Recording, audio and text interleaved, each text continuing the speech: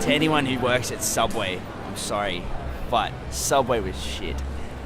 We were open 24 hours, and like Saturday, Sundays, like just drunk people would come in and start abusing you, or high people would just start like screaming at you. I got robbed once. No, tell us about that.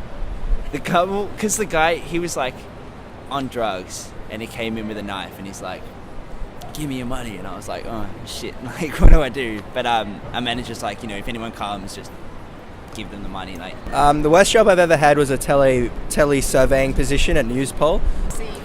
The first shift I actually worked at Newspol was on Mother's Day, and of course on a Sunday morning everyone is having lunch with their mother, and they don't want to be annoyed by people calling up and asking them to participate in surveys. So the gist of what I got was go away, but there was a lot of profanity in the middle of that. Yeah. The worst job I've ever had would have to be, I worked at a fish and chip shop in Brisbane. My duties there were to scrape all the fat out of the deep fryer at the end of the night. Right, yeah. It was quite horrible because often I'd find cockroaches and other things that shouldn't be in a deep fryer. Okay. And at the end of the night I was paid $6.50 an hour under the counter. Alright, so I did have, I got paid to do lawn mowing, and he said to me, I'm going to leave you the key to the shed to get the lawnmower, and it's all good. Rocked up to the house, ended up going into the shed. 2 huntsmen fell on me, and a funnel web, got bitten by both, had to be in hospital for a whole day. My job was working for a small fishing company, standing on the back of a truck, loading up pallets of smelly fish straight off a boat and throwing ice in it for hours and hours and hours. You'd get a phone call late at night and you'd work right through the night until the morning. Well, it was cold because there was ice everywhere, and it was cold weather. Your clothes stank, everything stank of fish. So no one particularly wanted to go near you afterwards either. So. Yeah, right, yeah. And so what time and it was exhausting.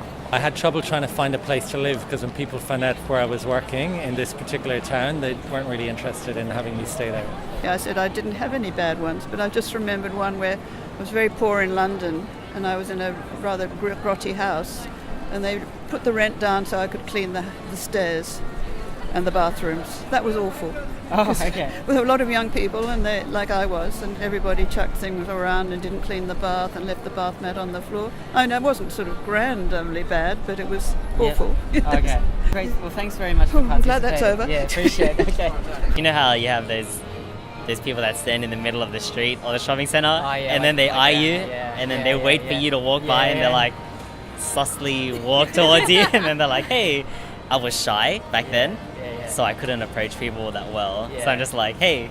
And then I just stop and let them pass.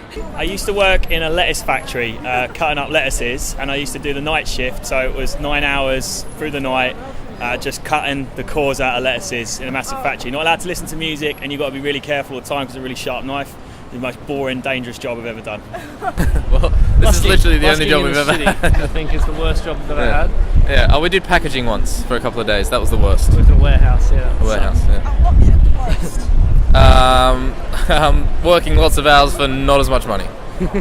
What would be your advice to anyone who's in a job they don't like at the moment? Hang on to it at the moment, I'm afraid. Yes. I mean, things is not. This is the 1950s. Getting a job was easy. Yeah.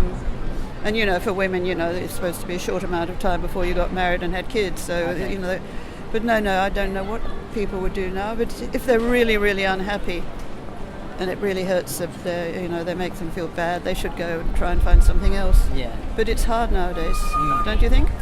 I think if you really do want to leave your job, have a very good look at everything available to you. Like if you're a uni student, your uni has like a careers directory, and there's jobs there. Look in the paper, look at JobSeek, just do everything you can to find another position, because if you do need that money at the end of the day, there's no use leaving it without having a backup there. You're killing yourself not doing what you love. Absolutely. But maybe you have to do that to find out what you really love. So maybe it's an experience you have to go through, but don't stay there. I'll get out now. Yeah, life's too short. As a 15-year-old wanting a job and doing anything, I wanted to keep going. Yeah. But looking back now, it's probably best that I didn't. Sort of go for it. don't be afraid to sort of go for the job. You know, from personal experience, you might see someone you know at a job interview, and it helps so much, obviously. Great. Look toward the future. Just think of it as a stepping stone. House opening doors in the creative industry. Thank you, guys. Thank you. You definitely got to get that in. Thank you.